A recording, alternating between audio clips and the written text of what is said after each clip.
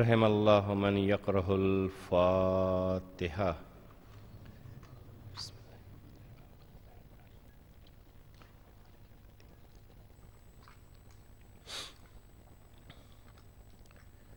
ماشاء اللہ لا حول ولا قوة الا باللہ العلی العظیم۔ حسبنا اللہ ونعم الوکیل نعم المولا ونعم النصیر۔ اعوذ باللہ من الشیطان اللعین الرجیم، بسم اللہ الرحمن الرحیم۔ الحمد للہ رب العالمین، الصلاۃ والسلام علی سید الانبیاء والمرسلین وخاتم النبیین ورحمۃ للعالمین، المخاطب بطٰہٰ ویاسین، سیدنا ونبینا وشفیع ذنوبنا وطبیب نفوسنا وحبیب قلوبنا، مولانا ومولد ثقلین جد الحسن والحسین ابی القاسم محمد وآلہ الطیبین الطاہرین المعصومین، ولعنۃ اللہ علی اعدائہم قتلتہم وغاصب حقوقہم ومنکر فضائلہم اجمعین، من یومنا ھذا الی یوم الدین۔ اما بعد، فقد قال رسول کریم صلی اللہ علیہ وآلہ وسلم، یا علی انت بمنزلت ہارون من موسیٰ، لا انہ نبی بعدی، صلوات۔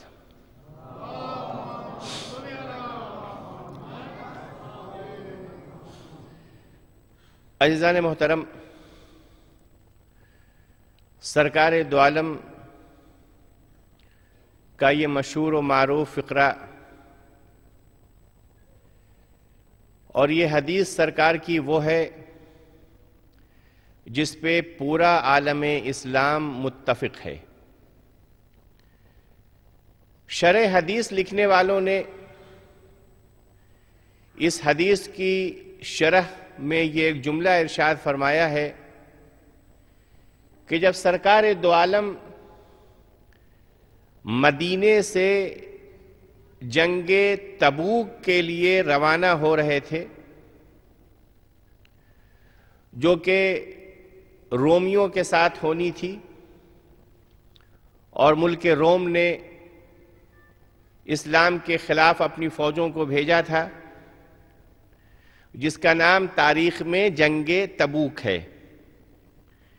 یہ وہ موقع تھا جب سرکار دو عالم کے لشکر میں مولائے کائنات شامل نہیں تھے۔ سرکار دو عالم نے مولائے کائنات کو مدینے میں روک دیا۔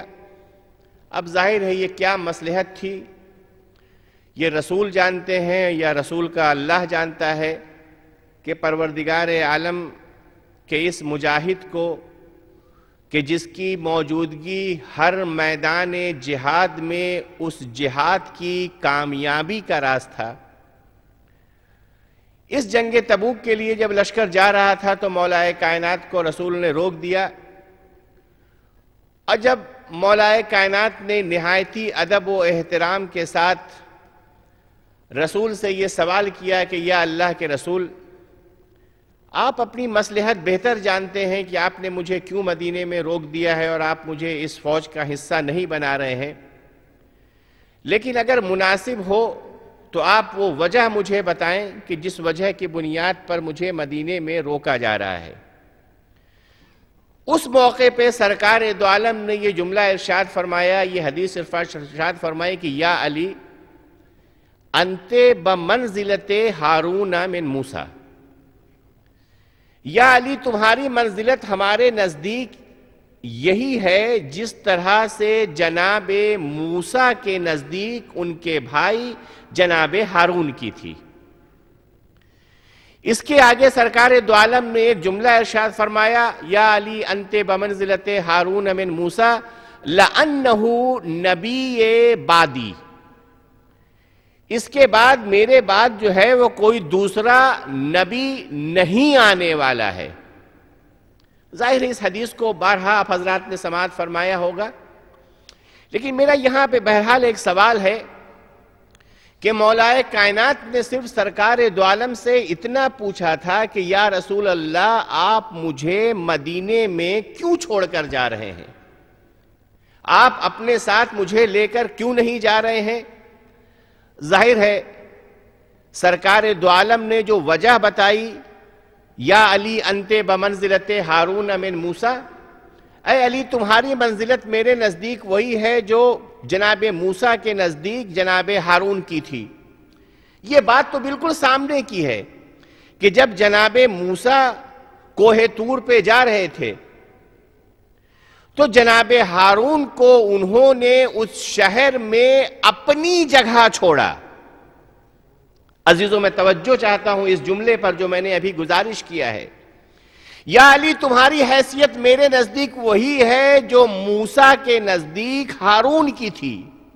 اب جب جناب موسیٰ میقات پر گئے ہیں کہ خدا نے 30 راتوں کا وعدہ لیا تھا اور اس 30 رات کو بڑھا کر 40 راتیں کر دیں، اور یہ 40 سے مجھے آج کی اس مجلس کی ایک مناسبت بھی سامنے آ گئی، کیونکہ جو تقویم ہے، جو کیلنڈر ہے اسلامی کیلنڈر ہمارے یہاں اوقاف میں، اس کیلنڈر کے حساب سے آج کی جو تاریخ ہے وہ تاریخ ہے مولا کائنات کے 40ویں کی۔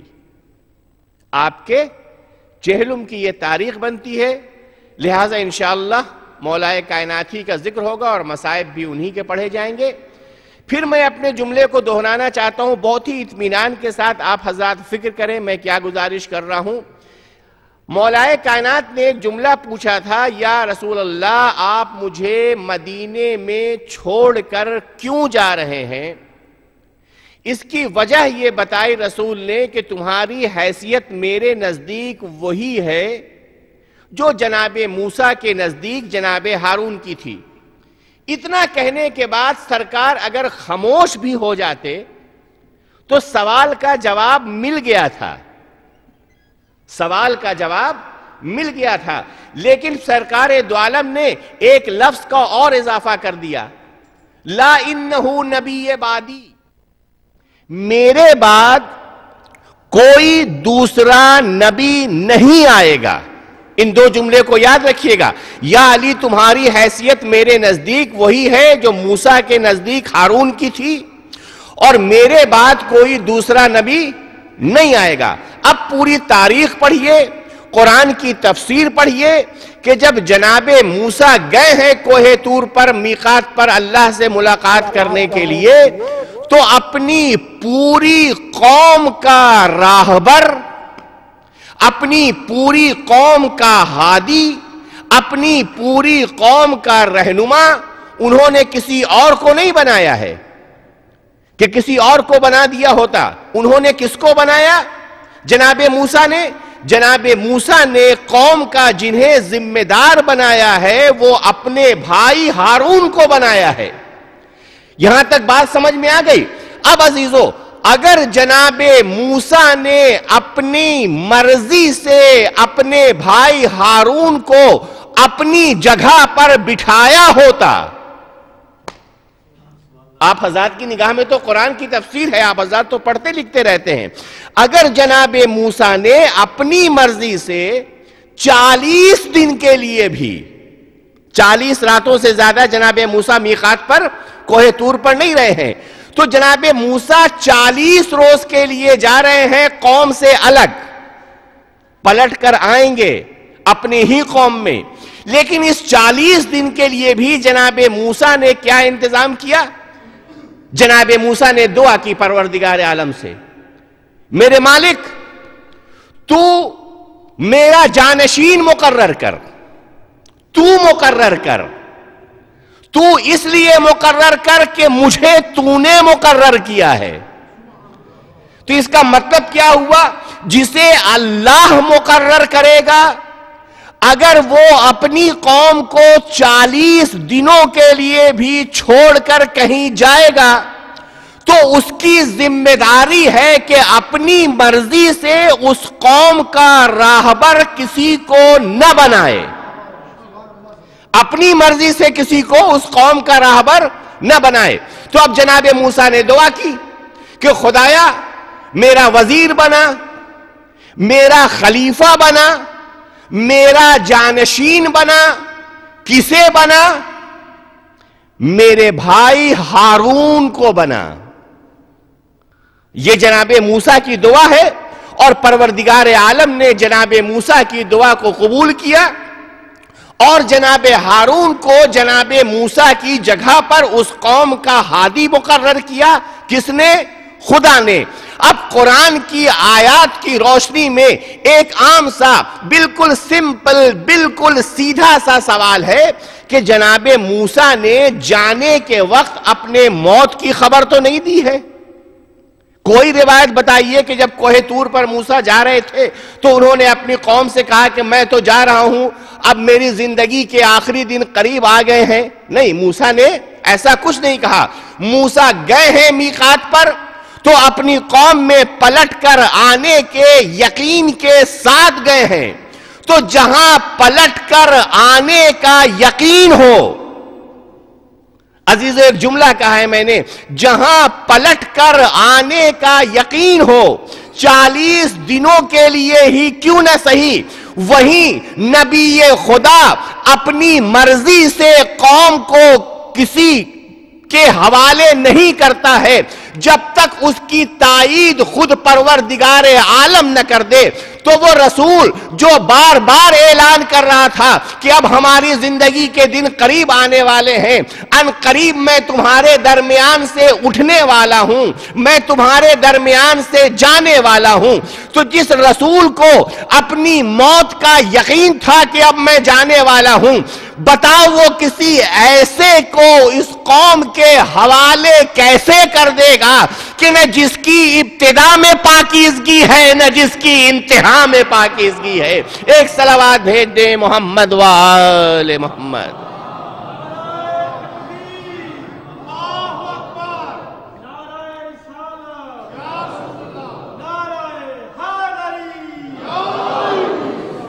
تو یہ موسیٰ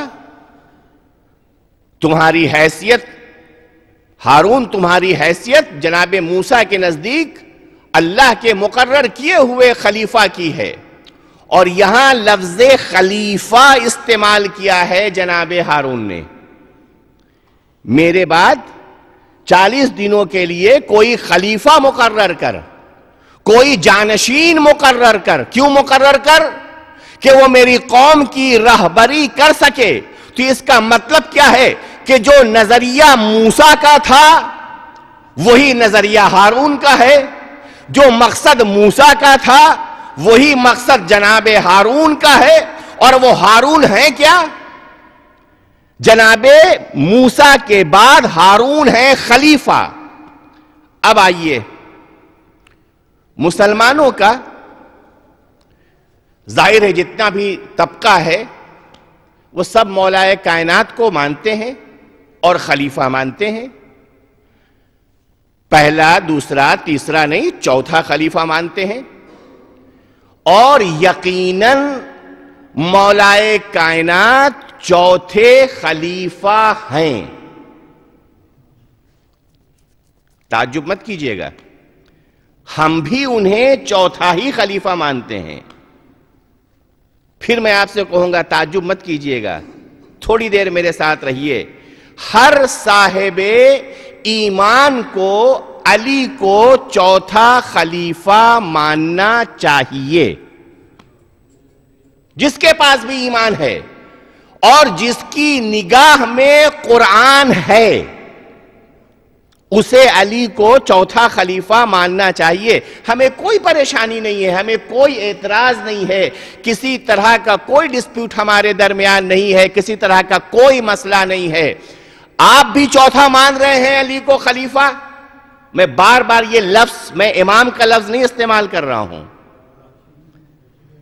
میں چوتھے کے ساتھ امام کا لفظ استعمال نہیں کر رہا ہوں، میں چوتھے کے ساتھ خلافت کا لفظ استعمال کر رہا ہوں کہ علی چوتھے خلیفہ ہیں. ہم مانتے ہیں کہ علی چوتھے خلیفہ ہیں، اور فقط ہم نہیں مانتے، خود علی نے کہا ہے. چلیے ایک منزل اور میں آگے بڑھ گیا. خود مولائے کائنات نے فرمایا ہے کہ میں چوتھا خلیفہ ہوں. جب مولائے کائنات کو حکومت ملی تو کچھ لوگ آئے اور کہا کہ امیر المومنین، جو سلسلہ چل رہا ہے خلافت کا، دنیا آپ کو اس سلسلے کا چوتھا مان رہی ہے. علی نے کہا میں اس سلسلے کی بات نہیں کر رہا ہوں، لیکن اگر دنیا مجھے چوتھا خلیفہ مان رہی ہے تو صحیح مان رہی ہے، کیونکہ میں چوتھا خلیفہ ہوں. اب ظاہر ہے جس طرح کی کیوریسٹی ہمارے اور آپ کے درمیان ہے، اسی طرح وہاں بھی لوگوں نے کہا یا علی، یہ آپ کیا کہہ رہے ہیں؟ میں آپ کو پہلا امام مانتا ہوں، میں آپ کو آدم کا بھی امام مانتا ہوں، ان کا بھی راہبر مانتا ہوں، اور آپ کہہ رہے ہیں کہ کوئی مسئلہ نہیں ہے کہ چوتھا خلیفہ اگر لوگ مجھے مان رہے ہیں تو کوئی مسئلہ نہیں ہے. اب جب علی نے دیکھا کہ مجمع مضطرب ہو رہا ہے، بے چین ہو رہا ہے، لوگ پریشان ہو رہے ہیں، تو کہا کہ وہ ادھر کے سلسلے سے چوتھا مان رہے ہیں. کیا جملہ کہا ہے مولائے کائنات نے کہ وہ ادھر کے سلسلے سے ہمیں چوتھا مان رہے ہیں، میں ادھر کے سلسلے سے اپنے آپ کو چوتھا بتا رہا ہوں. میں ادھر کے سلسلے سے اپنے آپ کو چوتھا بتا رہا ہوں. اب کسی صحابی نے کہا یا اللہ کے امام، اے اللہ کے بنائے ہوئے امام، آپ مجھے یہ بتائیے، یا امیر المومنین آپ یہ بتائیے کہ آپ ادھر کے سلسلے سے چوتھے کیسے ہیں؟ کہا کہ تم قرآن پڑھ لو، قرآن نے 3 خلافتوں کا ذکر کیا ہے. قرآن نے 3 خلافتوں کا ذکر کیا ہے. قرآن نے سب سے پہلی جس کی خلافت کا ذکر کیا ہے وہ ہیں جناب آدم. قرآن نے سب سے پہلے جس کی خلافت کا ذکر کیا ہے وہ ہیں جناب آدم. جناب آدم کی خلافت میں جو سب سے اہم چیز تھی، جناب آدم کی نبوت میں جو سب سے اہم چیز تھی، جو کسی نبی کے لیے اللہ نے وہ حکم جائز نہیں رکھا، وہ کیا تھا؟ سجدہ. سوائے جناب آدم کے اور کسی نبی کے بارے میں یہ آپ کو نہیں ملے گا کہ اللہ نے حکم دیا ہو کہ نوح کو سجدہ کرو، ابراہیم کو سجدہ کرو. یہاں تک کہ سرکار کے بارے میں نہیں ملا کہ فرشتوں کو حکم دیا ہو اللہ نے کہ انہیں سجدہ کرو. آدم کے بارے میں کیا کہا کہ جب یہ پروسیس کی منزل میں ہو، جب یہ تخلیق کی منزل میں ہو تو خبردار کچھ نہ کرنا. جب پتلا بن جائے تو کچھ نہ کرنا. جب مٹی سوکھ رہی ہو تو کچھ نہ کرنا. لیکن جب مٹی سوکھ جائے، پتلا تیار ہو جائے، اور جب تک میں اپنی روح نہ پھونکوں. عزیزو بہت متوجہ رہیں، آپ بار بار کا سنا ہوا موضوع ہے، لیکن میں اسے پہلے خلیفہ سے اور چوتھے خلیفہ سے ایک ربط دینا چاہتا ہوں.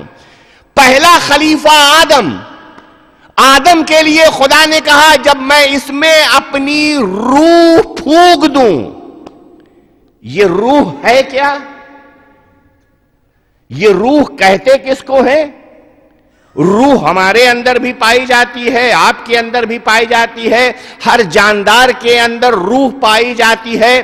اگر جاندار ہے تو اس کا مطلب کہ روح ہے. لیکن نہ میں نے اپنی روح کو دیکھا، نہ آپ نے اپنی روح کو دیکھا. روح پہچانی جاتی ہے اپنے آثار سے. دیکھیے ایک فلسفے اور منطق کا ایک جملہ ہے، اگر آپ منطق کی کتاب پڑھیں گے تو اس میں یہ جملہ آپ کو ملے گا کہ روح پہچانی جاتی ہے اپنے آثار سے. ہم نے ہاتھ کو بلند کیا، یہ میں نہیں کر رہا ہوں، اس کے پیچھے روح ہے جو کام کر رہی ہے. میں نے سر جھکا دیا، اس کے پیچھے روح ہے جو کام کر رہی ہے. میں ڈاؤن ٹو ارتھ ہوں، اس کے پیچھے اچھی روح ہے. میں اکڑ گیا، اس کے پیچھے خبیث روح ہے. تو اگر اچھا کام بھی ہو رہا ہے تو وہ بھی روح کروا رہی ہے، برا کام ہو رہا ہے وہ بھی روح کروا رہی ہے.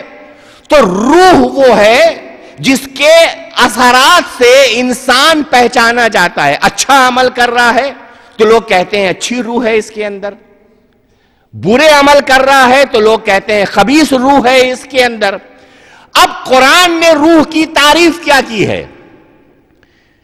یسألون عن الروح، یا رسول یہ لوگ تم سے روح کے بارے میں سوال کرتے ہیں کہ روح کیا ہے. ان سے کہہ دو روح جو ہے وہ امر رب ہے. روح کیا ہے؟ قرآن نے کیا تعریف کی روح کا؟ کہ روح جو ہے وہ امر رب ہے، رب کا امر ہے. پھر جوڑاؤں میں اس جملے کو. قرآن نے روح کی کیا تعریف کی؟ روح اللہ کا امر ہے، رب امر ہے، حکم رب ہے. اب پھر پڑھیے قرآن نے کس منزل پر فرشتوں سے کہا کہ جب میں اس میں اپنی روح پھونک دوں. اس کا مطلب کیا ہے کہ آدم میں جب میرا امر شامل ہو جائے، آدم میں جب میرا امر شامل ہو جائے تو تم کیا کرنا؟ تم سب سجدوں میں گر پڑنا. بہت متوجہ رہیں. کب گر پڑنا؟ جب میرا امر شامل ہو جائے تم سجدہ کرنا. تو یہ سجدہ کس کو تھا؟ یہ سجدے کا حکم جو دیا جا رہا ہے وہ کسے دیا جا رہا ہے؟ یہ سجدے کا حکم دیا جا رہا ہے امر کے، جس میں آدم میں منتقل ہونے کے بعد جب امر پروردگار آ جائے تب سجدہ کرنا. اب شیطان اکڑا کس بات پر ہے؟ جب تک پیکر بن رہا تھا اسے کوئی پریشانی نہیں تھی، جب وہ سوکھ رہا تھا اسے کوئی پریشانی نہیں تھی، جب آدم کا اسٹیچو تیار تھا اسے کوئی پریشانی نہیں تھی. لیکن شیطان اکڑا کس بات پر؟ جیسے ہی امر کا رابطہ اس پیکر کے ساتھ ہو گیا، جیسے ہی امر پروردگار کا رابطہ پیکر آدم کے ساتھ ہوا، شیطان اکڑ گیا. کس بات پر اکڑا؟ اسے ناراضگی کس سے تھی؟ آدم کے پتلے سے نہیں تھی، اس سے ناراضگی امر سے تھی. تو خدا نے پہلی منزل میں بتایا کہ جو امر کے مقابلے میں اکڑ جائے وہ شیطان ہوا کرتا ہے. تو جو امر کے مقابلے میں اکڑے وہ تو شیطان ہے. جو اولو الامر کے مقابلے میں اکڑتے رہے انہیں انسان کیسے؟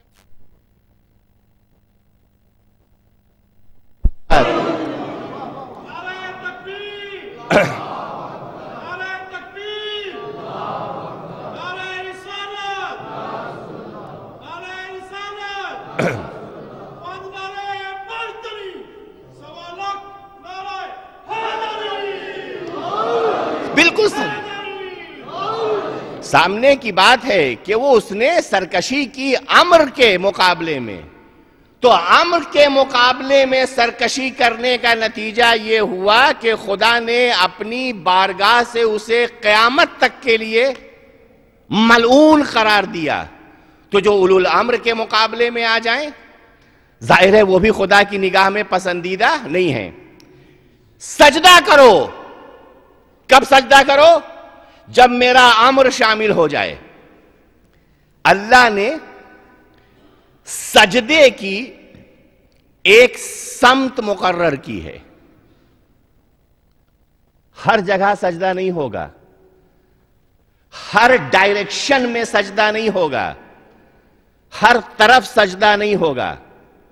سجدہ کہاں ہوگا؟ قبلے کی طرف. جو جس وقت کا قبلہ رہا ہو. ہجرت کے بعد بھی تقریباً 1-1.5 سال تک مسلمانوں کا قبلہ خانہ کعبہ تو نہیں تھا، بیت المقدس تھا. مسلمان اسی کی طرف رخ کر کے نماز پڑھتے تھے. لیکن اب جب حکم آیا کہ قبلے کو بدلو، یا رسول آپ یہاں سے اپنا رخ پھیر لیں. کہاں کی طرف؟ خانہ کعبہ کی طرف. اب کعبہ ہمیشہ کے لیے ہے قبلہ گاہ. اب کوئی آیت نہیں آئے گی کہ کعبے سے رخ کر لو. اب کوئی آیت نہیں آنے والی ہے، کیونکہ آیتوں کا نزول ختم ہو گیا، نبوت کا سلسلہ ختم ہو گیا. اب جسے سر جھکانا ہے وہ کعبے کی طرف جھکائے گا، جسے سر جھکانا ہے وہ کعبے کی طرف جھکائے گا. اب تاریخ کو تاریخ سے ملاؤ، پہلے سلسلے کو چوتھے سلسلے سے ملاؤ. پہلے خلیفہ کے لیے حکم آیا سجدہ، پہلے کے لیے حکم آیا سجدہ. پہلا پہچانا گیا سجدے سے، آخری پہچانا گیا قبلے سے. بھائی آپ نہیں پہنچے، میں نے کیا گزارش کی؟ آدم خلافت کے سلسلے میں پہلا نمبر آدم کا ہے. آدم پہچانے گئے سجدے سے. چوتھے خلیفہ مولا کائنات نے خود کو کہا ہے. علی پہچانے گئے قبلے سے. آدم کو دیکھا تو سجدہ یاد آیا، علی کو دیکھا تو قبلہ یاد آیا. اس کا مطلب کیا ہے کہ انسانیت کا معیار یہی ہے. آدم کا سجدہ اور علی کی طرف سے قبلہ، یہ دو چیز ہے. پہلے آدم، چوتھے علی. یہ تو 2 خلافتیں ہو گئیں. تیسری خلافت جناب داؤد کی، چوتھی خلافت جناب ہارون کی. آدم خلیفہ، جناب داؤد خلیفہ، جناب ہارون خلیفہ. اس تیسرے سلسلے کا اپنے کو چوتھا خلیفہ علی نے کہا کہ مجھے اگر چوتھا خلیفہ ماننا ہے تو یہاں کا نہ مانو، مجھے اگر چوتھا خلیفہ ماننا ہے تو وہاں کا مان لو. جس طرح آدم پہلے خلیفہ، داؤد دوسرے خلیفہ، جناب ہارون تیسرے خلیفہ، اسی طرح میں چوتھا خلیفہ ہوں. مولا کائنات نے بھی اپنے کو چوتھا خلیفہ مانا ہے. ایک صلوات بھیج دیں محمد و آل محمد. اب عزیزان گرامی، تھوڑی دیر تک اور اپنے اذہان کو آپ میرے ساتھ رکھیے. یہ جملہ میں بار بار کہتا ہوں، ہو سکتا ہے مجمع میں لوگ بدلتے رہے ہوں. ہدایت کا سلسلہ شروع ہوا ہے آدم سے، اور ہدایت کا سلسلہ ختم ہو گیا سرکار دو عالم پر. آدم سے شروع ہوا اور سرکار دو عالم پر ہدایت کا سلسلہ ختم ہوا. نبوت اور رسالت کے بعد جو عہدہ آتا ہے وہ عہدہ آتا ہے انبیاء ما سبق کے لائے ہوئے پیغامات کے تحفظ کا. جو اس سے پہلے گزرے ہوئے ہیں، جنہوں نے پیغام لایا ہے، ان کے تحفظ کا، ان کو بچانے کا. امامت کا کام وہاں سے پیغام لے کر آپ کو پیغام دینا نہیں ہے. اس چیز کو ذہن میں رکھیے گا. امامت کا کام وہاں سے پیغام لے کے وحی کے ذریعے، جبریل کے ذریعے یا کسی اور وسیلے سے الہی پیغام کو لے کر آپ تک کنوے کرنے کا کام یہ امامت کا نہیں ہے. یہ کام نبوت کا بھی نہیں ہے. تھوڑی دیر میری اس بات پہ غور کیجئے، میں نے کیا گزارش کی. یہ کام نبوت کا بھی نہیں ہے. نبی کی ذمہ داری نہیں ہے کہ وہ وہاں سے پیغام لے اور لے کر امت تک دے، جب تک خدا اسے نبی سے پروموٹ کر کے رسول نہ بنائے. جب آپ کو جب کسی نبی کو اللہ منصب رسالت دے گا، تب اس کی ذمہ داری ہوگی کہ وہ لوگوں کو بتائے اور وہاں سے پیغام لے اور لوگوں تک پہنچائے، کیونکہ تبلیغ کی ذمہ داری نبوت پر نہیں ہے، تبلیغ کی ذمہ داری رسالت پر ہے. پھر نبی کا کام کیا ہے؟ نبی کا کام یہ ہے کہ جو پیغام وہاں سے لے رہا ہے اس پیغام کو اپنے عمل کے ذریعے دنیا پر واضح کرے. اسی لیے 40 سال تک سرکار نے اعلان نہیں کیا. کیوں نہیں کیا؟ کیونکہ وہ جو دور تھا آپ کا وہ دور نبوت تھا. اس دور میں سرکار نے اپنے عمل سے اپنے آپ کو کفاروں کے درمیان، مشرکین کے درمیان اتنا پکا بنا لیا تھا، اتنا سچا بنا لیا تھا کہ کوئی رسول کی صداقت پر اعتراض کرنے والا نہیں تھا. تو جب پہلی آیت آئی اقرا، تب سے رسول کی ذمہ داری شروع ہوئی، رسالت کی ذمہ داری. اس بات کو یاد رکھیے گا. امامت کی ذمہ داری ادھر سے پیغام لے کر آپ تک پیغام پہنچانا نہیں ہے. امامت کو اللہ نے انبیاء کا وارث قرار دیا ہے. امام کو، ائمہ کو اللہ نے انبیاء کا وارث قرار دیا ہے. ہمارے جو جتنے 12 امام ہیں یہ کون ہیں؟ یہ انبیاء کے جملہ پیغامات کے وارث ہیں.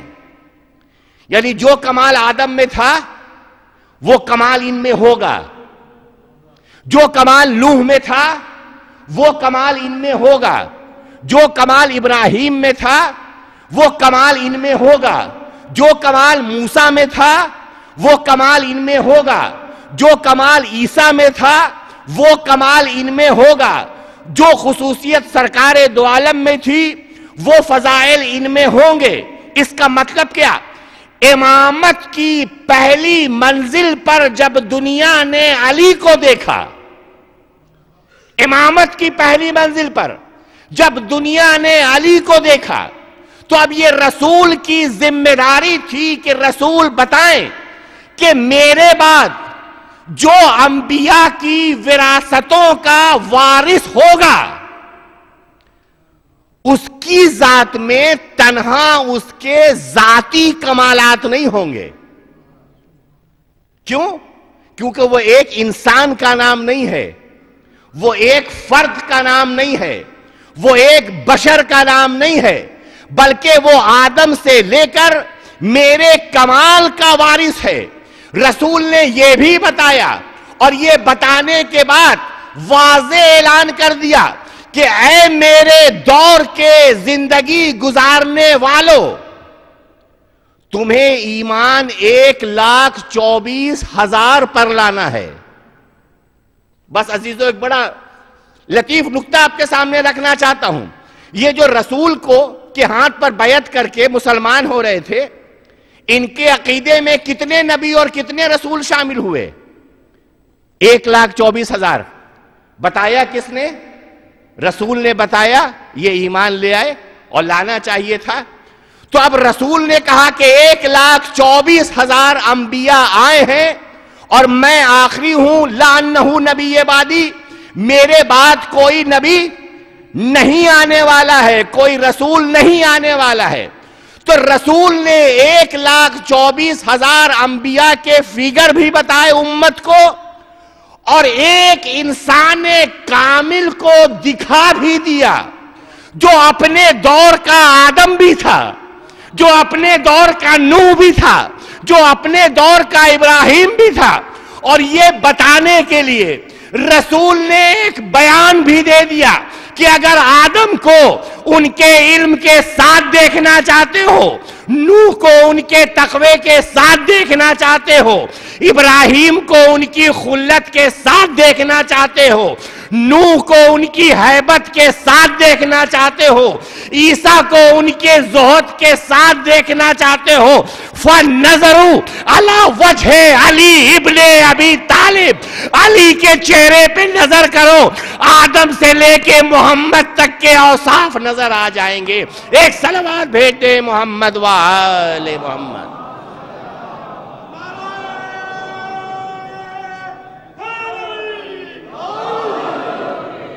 تو یہ ایک ذات مولائے کائنات نہیں ہے، یہ کمالات انبیاء کا خزانہ ہے کہ اگر علی کے کمالات پھیلیں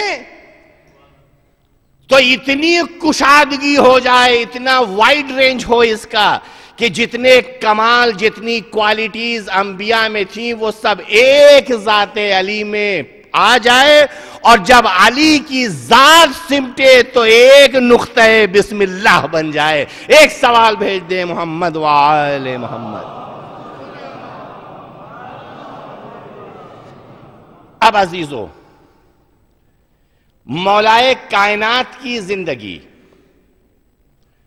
بہت ساری چیزیں ایسی ہیں کہ اگر اس کو بیان کیا جائیں تو اس کے لیے کم سے کم 2-3 عشرے درکار ہیں، لیکن اپنے وقت کے اندر میں ایک مختصر سا خاکہ ابتدائے زندگی مولائے کائنات سے لے کر انتہائے زندگی مولائے کائنات تک آپ کے سامنے رکھتا ہوں، نہایت ہی مختصر وقت میں۔ کسی بھی انسان کی جب سوانح حیات لکھی جاتی ہے، بائیوگرافی، تو اس میں 2 چیزیں اہم ہوتی ہیں: کہاں سے آیا، کہاں سے گیا، پیدا کہاں ہوا، انتقال کہاں ہوا۔ مولائے کائنات کی سوانح حیات میں سب سے پہلے اگر یہ چیپٹر کھلے گا کہ کہاں پیدا ہوا، تو وہ مقام ایسا ہے کہ وہ شرف نہ آدم کو ملا، نہ وہ شرف خاتم کو ملا۔ خانہ کعبہ، اللہ کا گھر، ابتدائے حیات مولائے کائنات کا نام ہے خانہ کعبہ، جہاں مسلمان صبح قیامت تک سجدہ کرتے رہیں گے۔ گیا کہاں سے؟ مسجد کوفہ سے۔ اب علی کی پوری 57 ایئرز کی زندگی کہاں سے کہاں تک؟ خانہ کعبہ سے مسجد کوفہ تک۔ ابتدا اتنی حسین، انتہا اتنی حسین۔ جب پیدا ہوا تو پرورش کس نے کی؟ پالا کس نے؟ پالا اس انسان نے جو سید الانبیاء ہے۔ پہلی غذا کیا ملی؟ لعاب دہن رسالت۔ یہ لعاب دہن رسالت، اس کی اہمیت سمجھیں گے آپ؟ ایک جملہ جس کے پسینے میں اتنی تخلیقی صلاحیت پائی جاتی ہو، شاید یہ جملہ کچھ زیادہ ہی اہم بھاری ہو گیا، یعنی جس کے پسینے کے قطروں سے خدا انبیاء کو خلق کر رہا تھا، اس کے لعاب دہن کی حیثیت کیا ہوگی؟ تو پہلی غذا رسول کی زبان مبارک۔ پہلی نظر کس پر پڑی؟ بھائی پہلی نظر کس پر پڑی؟ تاریخ نے کیا لکھا؟ چہرے سرکار دو عالم پر۔ سلسلہ پیشانی کمالات کا، جگہ ایسی کہ کسی کے حصے میں نہ آ سکی ولادت کے لیے، غذا ایسی کہ لعاب دہان پیغمبر جب نگاہ کھولی تو چہرے رسول کی زیارت کی۔ اب جب بچہ بولنے لگتا ہے تو لوگ کہتے ہیں پہلے اس نے کون سا جملہ کہا، پہلے کون سا ورڈ اس نے کہا، پہلے اس نے اماں کہا یا پہلے اس نے ابا کہا؟ اب ہر گھر کے خاندان، بزرگ خاندان لگے رہتے ہیں اپنا نمبر بنانے میں کہ نہیں پہلے اس نے ابا کہا ہے. ابا کی کوشش ہوتی ہے کہ ابا پہ بات رک جائے، اماں کی کوشش ہوتی ہے کہ اماں پہ بات رک جائے. سب کہہ رہے نہیں پہلے اماں کہا ہے، پہلے ابا کہا ہے، کبھی چچا کہا ہے. جھگڑا ہوتا ہے کہ پہلے کیا کہا. اس انسان کے بارے میں اگر پوچھو گے کہ سب سے پہلے کیا کہا تو قرآن بتائے گا قد افلح المومنون الذین هم فی صلاتہم خاشعون. بولا تو قرآن کی آیت بولا، یہ بولا تو قرآن ہوا. ایک صلوات بھیج دیں محمد و آل محمد. یہ ایک جملہ میں اس کی تھوڑے تشریح کرنا چاہتے ہوں، جو میں نے یوں ہی جذبات میں نہیں کہہ دیا کہ یہ بولے تو قرآن ہوا. قرآن کا ایک نام کتاب بھی ہے اور پہلا نام وہی ہے الف لام میم ذالک الکتاب. کتاب میں اور قرآن میں کیا فرق ہے؟ کوئی فرق نہیں ہے اس اعتبار سے، لیکن عربی گرامر کے اعتبار سے اگر آپ آئیں گے تو کتاب اور قرآن میں ایک فرق یہ ہے کہ قرآن کہتے ہیں پڑھی ہوئی کتاب کو. جائیے اب لغت میں جا کے تلاش کیجئے، دیکھیے قرآن کا مطلب کیا ہے. قرآن کہتے ہیں پڑھی ہوئی کتاب کو. اب اتنا بتائیے کہ جب نزول ہو رہا تھا تو اس کا نام قرآن تھا کہ نہیں؟ قرآن میں اس کا نام قرآن میں نام ہے کہ نہیں؟ یا یہاں آنے کے بعد اس کا نام قرآن رکھا گیا؟ نہیں، جب یہ آئی تو اس کتاب کا نام قرآن تھا. قرآن کا مطلب ہوا پڑھی ہوئی کتاب، یعنی پڑھ کے کہیں اور سے آیا تھا، سنا یہاں رہا ہے. ایک صلوات بھیج دے محمد و آل محمد. یہ ہے زندگی کے ابتدائی دور، بالکل ابتدائی دور. خانہ کعبہ سے نکلا، رسول کی آغوش میں آیا ہے، رسول کی آغوش سے باپ کے گھر میں آیا ہے، باپ کے گھر میں گہوارے میں ہے. آپ پہنچ گئے، باپ کے گھر میں گہوارے پہ ہے کوئی بڑی سے بڑی تاریخ شجاعت جو علی کے 3 دن کی شجاعت کی ہمسری کرے. ہے کسی کی تاریخ شجاعت ایسی جو علی کے 3 روز کی شجاعت کا مقابلہ کرے؟ جس سے بزرگوں کو روتے ہوئے دیکھا ہے، علی اسی کے 2 ٹکڑے کر رہا ہے. ایک صلوات بھیج دے محمد و آل محمد. یہ ہے تاریخ شجاعت. تاریخ شجاعت بچپنے میں 3 دن کی عمر میں. علم، انا مدینۃ العلم وعلی بابھا. میں علم کا شہر ہوں، علم کا نہیں. انا مدینۃ العلم، الف لام عین لام میم. عین لام میم خالی نہیں، پڑھیے قرآن. انا مدینہ، یہ حدیث پڑھ کے دیکھیے رسول کی، کیا اس کے ساتھ لفظ استعمال ہوئے ہیں، حروف استعمال ہوئے ہیں. انا مدینۃ العلم، علم نہیں، انا مدینۃ العلم وعلی بابھا. علم میں اور العلم میں کیا فرق ہے؟ علم، اگر ہم کہیں کہ وہ انسان عالم ہے تو اس کا علم لیمیٹڈ ہے. سائنس کا عالم ہوگا، جغرافیے کے بارے میں نہیں جانتا ہے.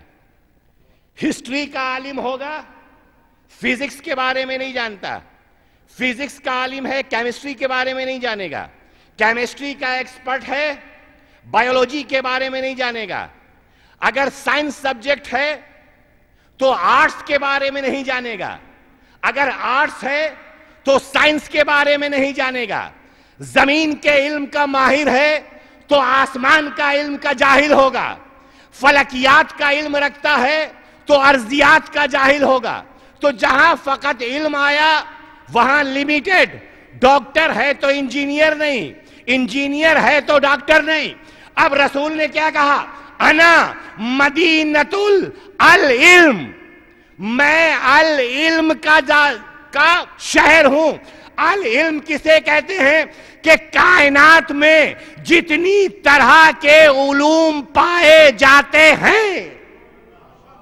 العلم کی تاکید کے ساتھ, نکرہ میں العلم کی تاکید کے ساتھ, کہ اللہ نے جتنے علوم خلق کیے ہیں میں ہر علوم کا شہر ہوں اور علی اس کے دروازہ ہیں. تو علم ایسا کہ ہر علم, انکشاف علم ایسا. دیکھیے ایک چیز ہوتی ہے علم, دوسری چیز ہوتی ہے انکشاف علم. اپنے علم کو واضح کرنا. کتنے پڑھے لکھے لوگ اس دنیا میں پیدا ہوئے لیکن تنہائی کی زندگی گزار کر چلے گئے. ان کے علم سے فائدہ اٹھانے کا کسی کو موقع نہیں ملا. کیوں نہیں ملا؟ کہ انہوں نے اپنے علم کا اظہار نہیں کیا. اظہار کرنا الگ ایک مسئلہ ہے اور ان کے علم سے فائدہ اٹھانا الگ ایک مسئلہ ہے.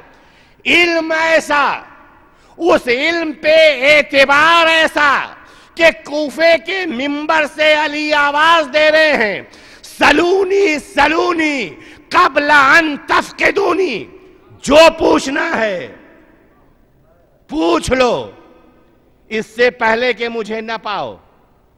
اور دنیا نے اس کا استعمال نہیں کیا. کیا پوچھا؟ یا علی میرے سر میں بال کتنے ہیں؟ یا علی یہ بتائیے آدم نے جب پہلا حج کیا تھا تو ان کا بال کس نے موڑا تھا؟ جب علی سے یہ سوال ہوا کوفے میں کہ یہ بتائیے کہ میرے سر میں بال کتنے ہیں, تو علی نے یہ نہیں کہا کہ یہ نہیں بتایا جا سکتا. کہا میں بتا تو دوں گا لیکن تصدیق کون کرے گا؟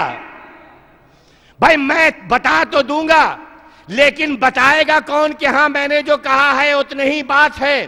اب آپ نے سمجھا 40 سال تک نبی خاموش کیوں ہے؟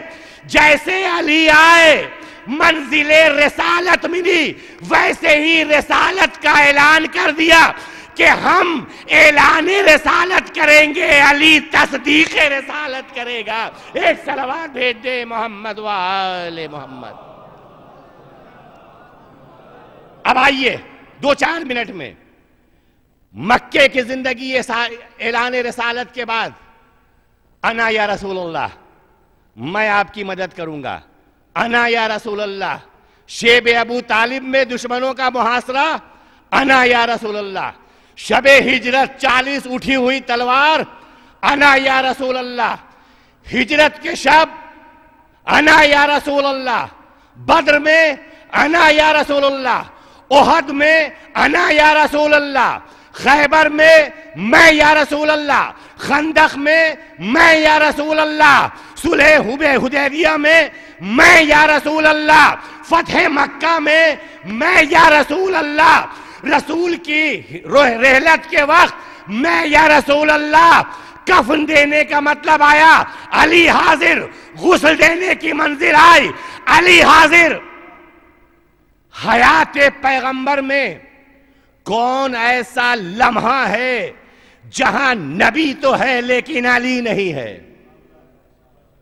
حیات پیغمبر کے بعد اللہ اکبر, یہ بڑا سخت ترین دور تھا مولا کائنات کی زندگی کا. حیات پیغمبر کے بعد 25 سال مولا کائنات کی زندگی. وہ زندگی کیا ہے؟ علی دیکھ رہے ہیں کہ حالات کیسے ہیں. علی کی جگہ پر کوئی اور انسان اگر ہوتا اور اس سے اس کا حق چھین کر اس سے مدد مانگی جاتی تو کھڑا ہو جاتا, کہتا میرا حق لیا گیا ہے, مدد مجھ سے مانگ رہے ہو. لیکن اگر یہ اثاثہ علی کا نہ ہوتا، عزیزو ایک جملہ کہہ رہا ہوں، اسے ذہن میں بٹھانے کی کوشش کیجئے، اگر اسلام علی کا اثاثہ نہ ہوتا اور علی کو یہ یقین نہ ہوتا کہ اگر میں مدد نہ کروں گا تو اسلام برباد ہو جائے گا، مسلمانوں کی حیثیت مجروح ہو جائے گی، تو کبھی علی ہر مدد مانگنے والے کی مشکل کشائی کے لیے آگے نہ بڑھتے۔ جب خلافت آ گئی، دنیا کو پتا چلا کہ یہ رسول کے جانشین ہیں، اب خط آ رہے ہیں مسئلہ دریافت کرنے کے لیے، علم دریافت کرنے کے لیے، سوال دور سے آ رہے ہیں لیکن علی کے پاس پہنچ رہے ہیں۔ یا علی ان سوالات کے جواب آپ دیں گے، یا علی ان سوالات کے جواب آپ دیں گے۔ اس کا مطلب کیا ہے؟ مشکل کشا کسی علاقے کا مشکل کشا نہیں ہے، علی کی مشکل کشائی مدینے اور مکے کی سرحدوں کی پابند نہیں ہے۔ کائنات میں جس نے مدد کے لیے پکارا، علی نے مشکل کشائی کی ہے۔ یہ ہے مشکل کشائے کائنات۔ اس کے بعد وقت قریب آ گیا، بس 2-3 جملے۔ جب خود کو منصب ملا تو علی نے اپنی منزل بدلی، مدینے کو چھوڑا، علی نے اپنا دارالخلافہ کوفے میں بنایا۔ 4 سال علی کی حکومت رہی بظاہر، اس میں علی کو کیا کیا سامنا کرنا پڑا؟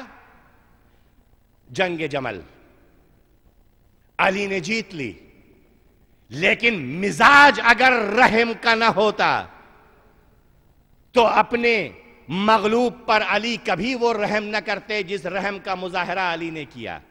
جنگ جمل اسی 4 سال میں، جنگ صفین اسی 4 سال میں، جنگ نہروان اسی 4 سال میں۔ یعنی علی کو دنیا نے مہلت نہیں دی کہ علی سے کچھ سیکھ سکیں، اور علی کو اتنی الجھنوں میں رکھا کہ علی کہتے تھے ابن عباس میرے سینے میں علم کا سمندر ہے جو موجیں مار رہا ہے، کاش کوئی مجھ سے پوچھتا کہ یہ کائنات کیا ہے، کاش مجھ سے کوئی پوچھتا کہ اللہ نے آسمان کیسے خلق کیے ہیں۔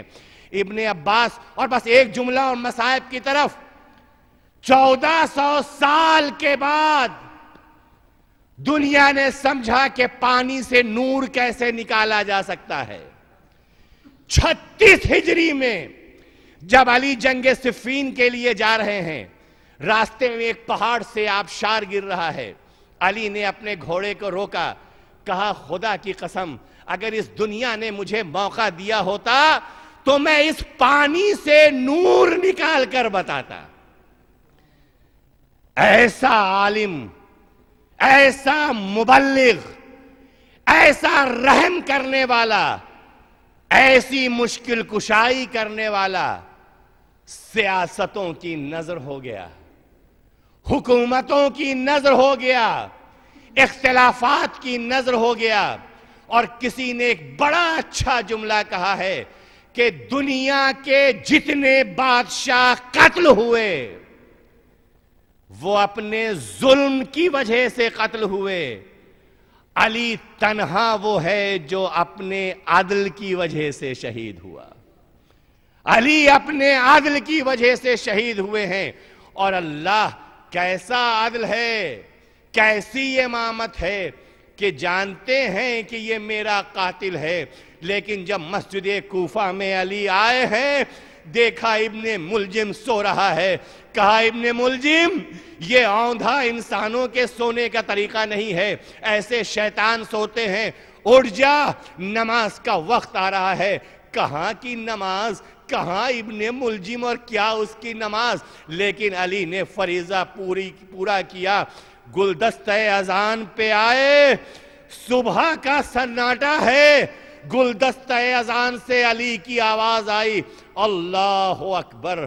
علی نے اذان دی، نماز میں مصروف ہوئے، ابن ملجم کی تلوار چلی، علی کا سر شگافتہ ہوا مسجد کوفہ کی خاک کو اٹھاتے ہیں، اپنے زخم پر رکھتے ہیں، فزتو ورب الکعبہ، خدا کی قسم علی کامیاب ہو گئے۔